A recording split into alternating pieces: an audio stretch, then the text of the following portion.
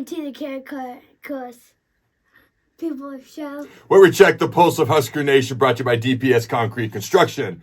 Check them out at dpsconstruction.net. Ladies and gentlemen, if you're still repping the big red and or if you're brainwashed, raising your children right like I am, then smash that like button. The mega show is back, part 1, right here, right now, with the 2 stars of the show. What's your name? Dakota. And yours? Desiree. Sorry, I forgot. I couldn't remember, Who's older? Remind me. Me. How much older? 6 minutes. 6 whole minutes. Is she your boss for life then? Is that what that means? No. Yeah, trust me, she doesn't act like that either. All right, the mega show is back. Dakota and Desi are going to help me break down the Wisconsin football game. This was the most difficult game for me to predict who's going to win of the entire season. I went back and forth and back and forth. I'll disclose my prediction here in a few short minutes. And Jacobs. And then, the second half of the show, I will be joined by Nouredin Nouili. I found out I've been saying his name wrong for so long. In his words, Americans don't say it right. So anyways, part 2 of the mega show will be shortly, right after this. All right, Dakota, what is your favorite sport?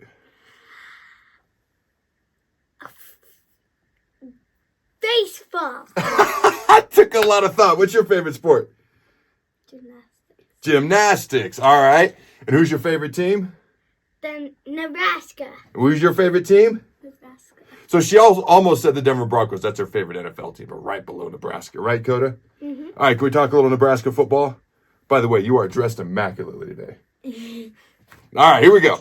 So, I found some interesting tweets that I'm going to read. All right.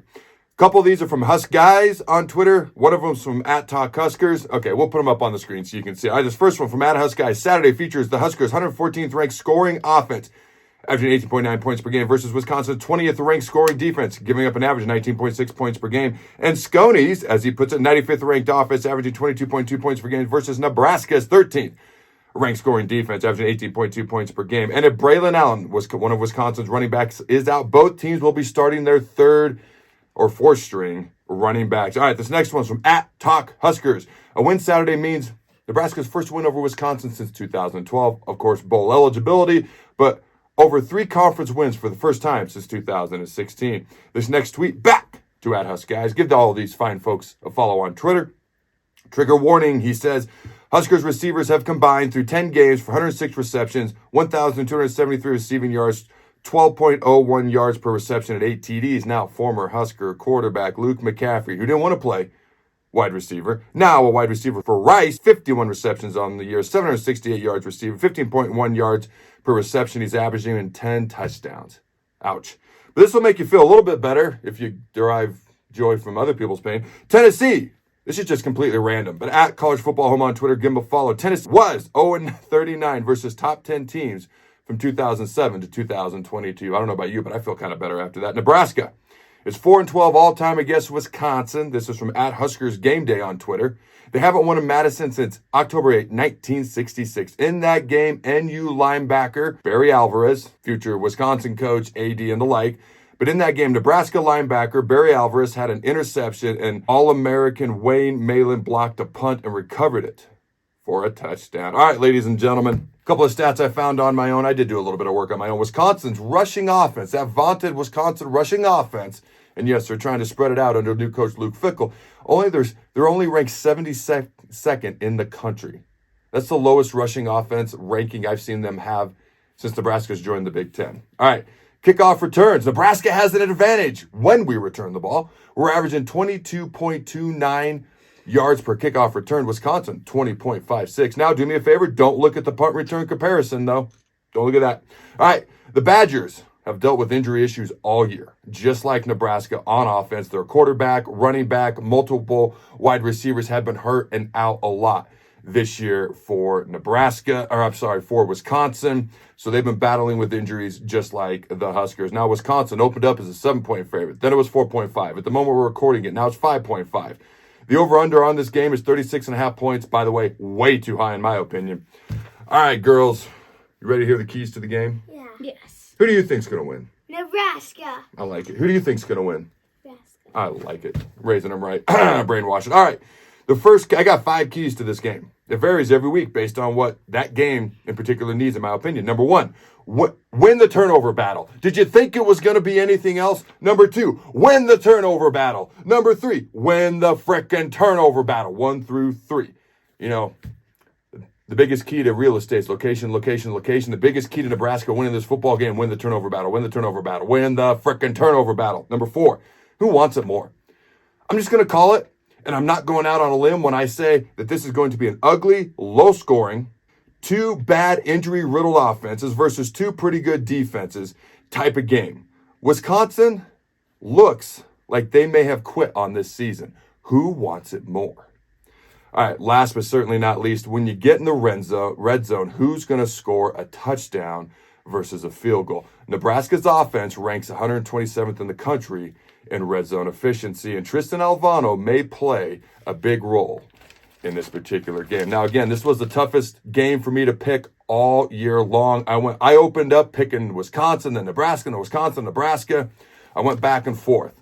All right, now I did beat Jacob last week, which puts me ahead of him 5-4 on our prediction battle this year. Addison's sitting there with 1. She only made 1 prediction this year, and she beat me on it. So it's 5-4 and Addison with 1.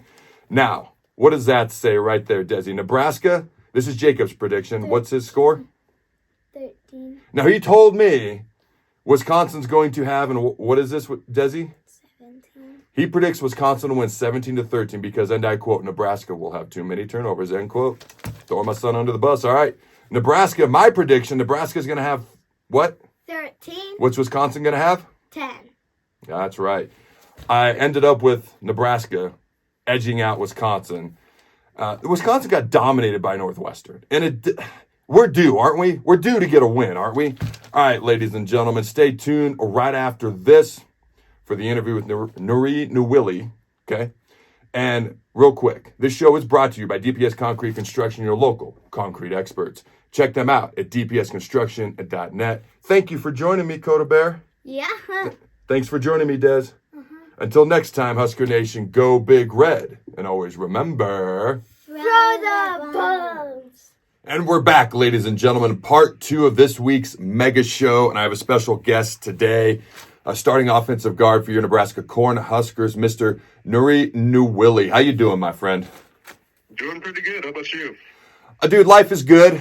And when you guys become bowl eligible, it'll become even better. But we'll get to that. All right, real quick, because you've got quite the interesting story here. What was it like growing up and playing football over in Germany before you came to the States? Very different. You know, Germany used to be known, obviously known for soccer more. So I played soccer most of my life. But going into football, I heard from like the NFL Europe in those days, and my stepdad was a huge fan of the Frankfurt Galaxy. So like a big fan of those times. But like learning through him and like kind of getting to know the NFL was like the way for me to kind of get into the sport. And eventually he just kind of told me, hey, like, you know, I was trying a bunch of different sports, and he was like, try football, see how it goes. And that's kind of how that started. Now, how's it kind of different over in Germany when it comes to football versus how it's played here in the U.S., or the approach to playing it, the culture behind it? Like, you go to Texas, it's like a freaking religion. You go to the Northeast, it's more basketball oriented. So how's it compare in Germany to here in the U.S.? I mean, not at all. We have most of the coaches for like the youth teams are like fans that have possibly never played themselves. Yeah. There's some that like play themselves. But the coaching is different, you know, like everybody plays multiple positions. It's not like here where, you know, an O-lineman possibly plays D-line or something like that. Or like a receiver plays corner. Like I played pretty much all positions except quarterback and corner. There's one game where we straight up just cut down a little field in the woods pretty much, and made a field ourselves so we could play like half a game. That's awesome. So yeah, it's very different. Very, very different here. It's the football field of dreams. I love it. All right, man. Exactly. So you come over from Germany. You've got an interesting route even since you started playing college ball. So you started your career at Colorado State, and you were the first true freshman offensive lineman to start at Colorado State since 1996. And then, all right, I'm curious, because what made you choose to leave CSU at that point and come over to Nebraska and walk on for the Huskers? Well, like one of the big reasons was my coaches at CSU all got fired, and so I was kind of sad. I wanted to follow my O-line coach, Dave Johnson, to his next school, but he told me to go higher because he went to a D2 school to be closer to his grandchildren. He was the one that told me, like, you're good enough to be able to play in a different school and at the same level or higher. And so, I kind of put my feelers out there. And at the time, Coach Frost and Coach G, they had obviously recruited me a little bit out of high school. But, just knowing that, like, I had my host family here, I was a little homesick at the time too. So, like, being away, like being 4,500 miles away from your family, it sucks. But, being able to come back here and like be close to my host family and be with my host brothers on the team now too, it was mainly that was the decision. What's it like? Because you mentioned, possibly following your CSU offensive line coach, but I'm curious, obviously you ended up at Nebraska. I'm curious, what is it like playing for your offensive line coach, Donovan Raiola, and what are some of the things that he really tries to emphasize with you guys? Well, one of the biggest things is like, we do everything together. There's nobody that looks different. There's nobody that acts different. We all do everything together because as you would know, like the O-line is the only position where all five have to be on the same level, So, it really emphasizes that, like, one set of eyes, if you do everything together, you'll be able to play with everybody on the field. And so that's probably the biggest thing that, like, had changed from old staff to new staff, that, like, we came into meetings all together at the same time. We were 10 minutes early to everything. And that was probably his biggest emphasis.